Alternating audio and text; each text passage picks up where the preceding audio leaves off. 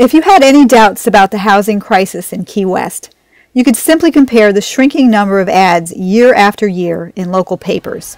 This was 2008.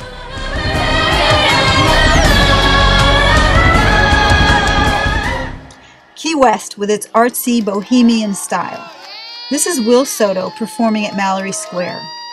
What is interesting today is not just that Will can juggle while dancing on a tightrope, not that they write songs about him, or that he is one of the main fixtures in the $18 million a year advertising campaign used to promote Key West to the world.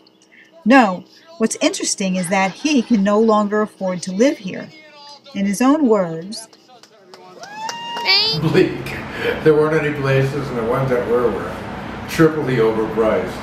So we started looking up the Keys, and we didn't really see anything that was very impressive between here and Marathon. So we went to Marathon for a couple days and looked there, and it still wasn't. It still was. I guess you just say the nicest way to say it is overpriced. You know. Have a lot of your friends left? I mean, over the past couple of years, have you noticed people that you know that have been here a long time that are leaving? Yeah. Sad to say, yes. Yeah. Most of our friends. I would say most. I would say a good portion of our friends in the service industry have either left or are considering it, or talking about it. We caught up with Will busy boxing 40 years of Key West life. He and his wife Amy were leaving the next day to resettle in Clearwater. Something must be wrong when the very people who make Key West so special can no longer afford to stay here.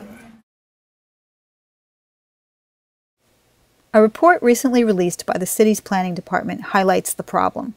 Key West has a deficit of 6,500 affordable housing units.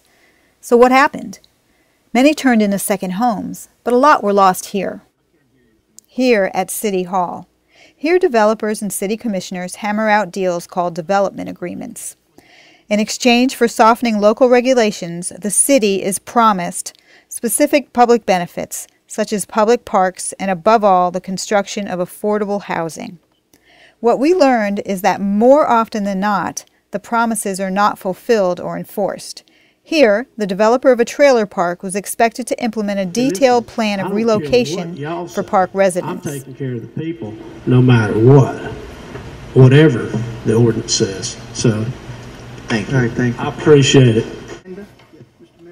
But when we asked for a list of relocated tenants with their new addresses, we were told it didn't exist. And there are many more examples.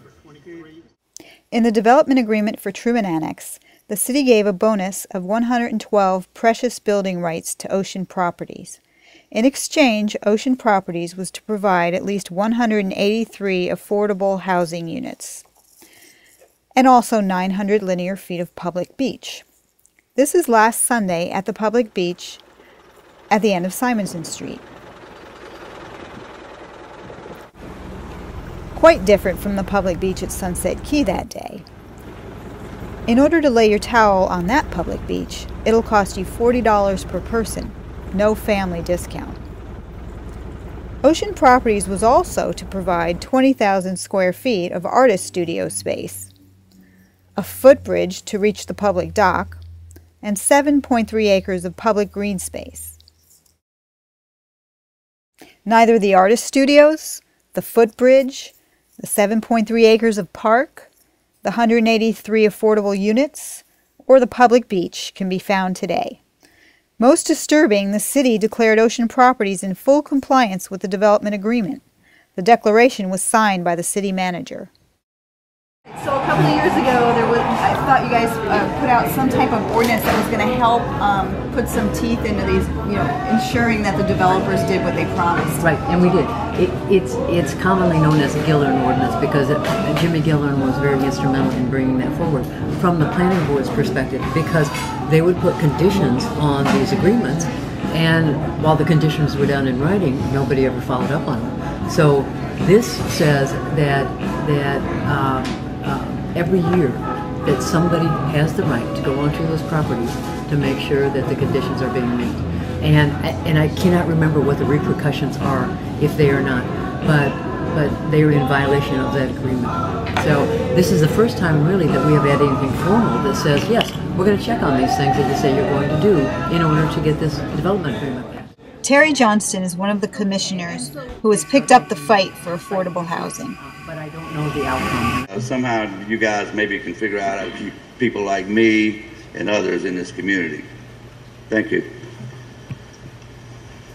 Anyone else?